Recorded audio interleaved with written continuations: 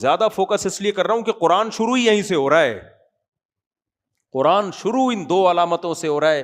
آج ہمارا مذہب حلوے مانڈو کا مجموعہ بن چکا ہے. کھانا کھانا ادھر سے کھا لو, ادھر سے کھا لو, ادھر سے کھا لو, ادھر سے کھا لو, فلانے کے حلوے, کنڈے اور یہ بریانیاں اور یہ سب چیزیں بن چکی ہیں. تو مسلمان کے اندر دو صفات کا ہونا بہت ضروری ہے, یہ اس کی علامت ہے. اور یہ کس کے لیے کرے گا یہ کام؟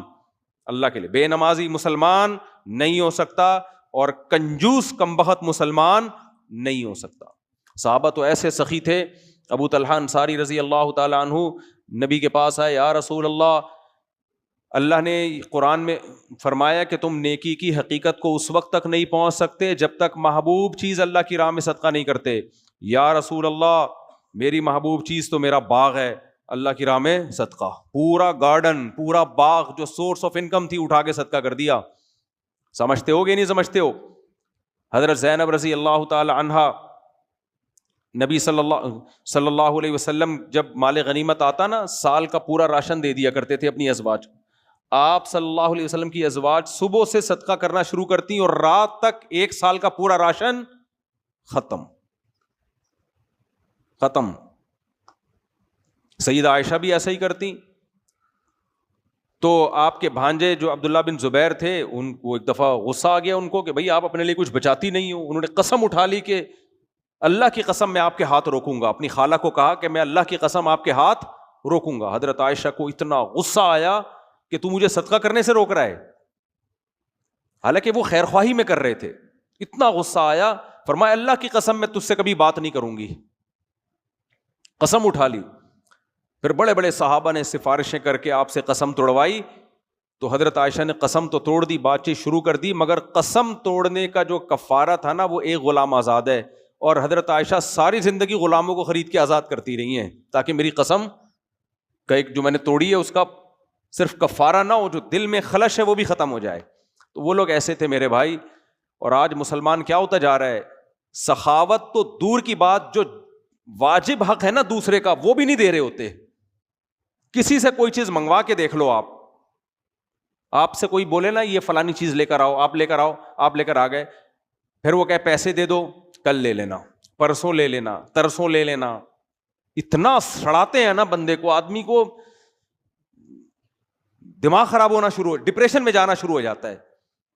یار اس کا حق ہے, پہلے پکڑا کیوں نہیں دیتے اس کو فوراً؟ خود فون کر کے پوچھو, خود بولو بھائی آپ کے کتنے پیسے باقی ہیں. دکانوں میں راشن والے کا حساب دیکھ لو, دودھ والے کا حساب دیکھ لو, مکانوں کے کرائے دیکھ لو. یہ تو اس کا واجب حق ہے نا, وہ نہیں دے رہے ہوتے. کرایہ دار یاد دلا کے, مالک مکان یاد دلا کے تھک جاتا ہے. تو آج جو لازم بہنوں کی وراثت نہیں دے رہے, بیوی کا مہر نہیں دے رہے, کام کروانا ہوگا فوراً کروا لیں گے, پھر پیسے دینے میں کیا کرتے ہیں, ترسانا شروع کر دیتے ہیں. تو اللہ تو حکم دے رہے ہیں کہ ينفقون, دوسرے کا پیسہ تو دینا ہی ہے, اپنا بھی دوسروں پہ خرچ کرنا ہے. اس لیے میرے بھائی قرآن جو ابتدا کر رہا ہے نا دو صفات سے, عورت کے لیے بھی حکم ہے وہ سخاوت کرے, مال جمع. آج خواتین سونا جمع کر کے رکھتی ہیں, ہم سے پوچھتی ہیں زکوٰۃ کیسے دوں میں, سونا بیچنا پڑے گا. یار خوشی خوشی بیچو سونا بھائی, خوشی خوشی بیچو, جان نکل رہی ہے اس سونے میں, اٹکی ہوئی ہے جان. اس لیے دنیا کو جب تک مسافر خانہ نہیں سمجھو گے نا, بات کھوپڑی میں آئے گی نہیں. دنیا الذین یظنون انہم ملاقو ربہم, اللہ کہتے ہیں جن کو یقین ہے نا اللہ سے ملنا ہے, وہ دنیا سے دل نہیں لگاتے, دنیا کو مسافر خانہ سمجھتے ہیں. تو زکوٰۃ دینی پڑے گی بھائی, اپنی جیب خرچی سے نکالو, پورے سال جمع کرتے رہو. خواتین نے نا اپنے شوہروں کے ذمہ لگایا ہوا ہمارے سونے کی زکوٰۃ آپ دیں, وہ بیچارہ دے دیتا ہے, ہو جاتی ہے زکوٰۃ.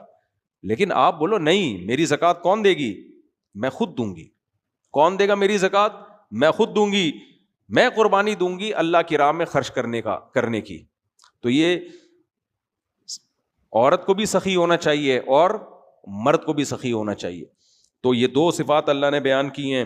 آگے اللہ فرماتے ہیں اولئک علی ھدی من ربہم, یہ لوگ ہیں جن کے اندر یہ دو بنیادی صفات ہوں گی, اپنے رب کی طرف سے ہدایت پر ہیں. واولئک ھم المفلحون, یہی لوگ کامیاب ہیں. آگے اللہ تعالیٰ نے ان آیات میں نا سورہ بقرہ جو قرآن کی ابتدا ہو رہی ہے, ایک بہت اہم ترین آیت ہے جس میں تمام انسانوں کو خطاب ہے, جس سے آپ کو اسلام سمجھ میں آئے گا. What is Islam? یا ایھا الناس، اے لوگو، اعبدوا ربکم، اپنے رب کی عبادت کرو. یہ بھی دنیا میں جو مذہب بیزار لوگ ہیں ان کے لیے سب سے بورنگ کام رب کی عبادت. کہتے ہیں تعلیم کو فوکس کرو، ٹیکنالوجی کو فوکس کرو، یہ کرو وہ کرو. عبادت نجی مسئلہ ہے. ہر مذہب میں کچھ لوگ عبادت کرتے ہیں، کچھ عبادت نہیں کرتے، تو چلو ٹھیک ہے کر لو، ٹھیک ہے نہیں کرو تمہاری مرضی ہے. اللہ کہتے ہیں نہیں، یا ایھا الناس، اے ساری دنیا کے سارے انسانوں، چاہے ہندو ہو، سکھ ہو، مسیحی ہو، یہودی ہو، ملحد ہو، ساری دنیا کے سارے انسانوں، اعبدوا ربکم، غلامی تم نے کس کی اختیار کرنی ہے؟ اللہ نے اللہ کا لفظ استعمال نہیں کیا کیونکہ اللہ کو اللہ کہنے میں انسانوں کا اختلاف ہے. کیا خیال ہے؟ کوئی کہتے ہیں وہ اللہ ہے، کوئی کہتے ہیں اللہ. کہتے ہیں چھوڑو اس بحث کو، اللہ ہے یا کوئی اور ہے. رب تو ہے نا تمہارا جو تمہیں پالنے والا ہے. یہ کائنات ایسے تھوڑی چل رہی ہے. کوئی ہے جس نے تمہیں پیدا کیا، اور رب کا مطلب تمہیں پال رہا ہے، تمہاری دیکھ بھال کر رہا ہے. دیکھ بھال کرنے کے بغیر یہ سارا نظام عالم چل نہیں سکتا تھا. دیکھ بھال کر رہا ہے. کیسے دیکھ بھال کر رہا ہے؟ اس کی اللہ نے بتایا، الذی خلقکم، سب سے پہلے اس نے تمہیں بنایا. تم خود بخود نہیں بن گئے، خود ایسی چیزیں بن نہیں سکتی. والذین من قبلکم، تم سے پہلے لوگوں کو بھی کس نے بنایا ہے؟ اسی نے بنایا جنس کی تم اولادوں میں ہو. اور وانزل من السماء ماء، یہ جو اس دنیا میں نظام بنا ہوا ہے نا، آسمان سے پانی برس رہا ہے، اس نظام کو بنانے والا کون ہے؟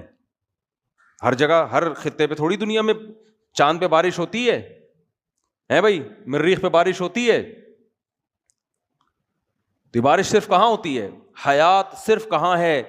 زمین پر. اور قرآن کہتا ہے وَجَعَلْنَا مِنَ الْمَاءِ كُلَّ شَيْءٍ حَيٍّ، ہر زندہ چیز کو ہم نے کس سے بنایا؟ پانی سے.